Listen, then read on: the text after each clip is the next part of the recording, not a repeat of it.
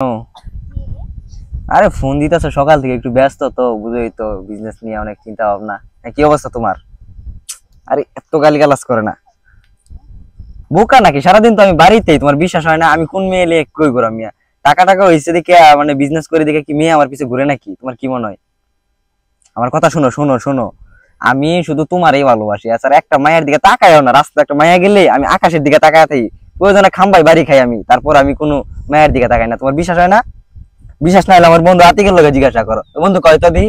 কি রে বন্ধু, এটা কোনটা বন্ধু? ওই যে জরিনা না সাইদা না ইয়া চাঁদনি কোনটা? কি রে বুঝলাম না, এটা কোনো কথা? তুই কি করলি? এটা কি করলি? কি রে মেলা? আমি আবার কি করলাম? আমি তো এটা আমার 6 নাম্বারটা আছিস, 6 নাম্বার গার্লফ্রেন্ড রে, তুই তো এটা না খাইয়া দিলি আমার আমারে। ভিতর তলে তলে এত টেম্পো চালাস মামা, তুই বুঝলাম না কিছু। ও আরে বাস, দেখছো সিমেল কারবারটা করছে কি হয়, তলে তলে কত বড় ভাই এই যে টেম্পো এটা চালায়। ফিরাম কেমনে আমি?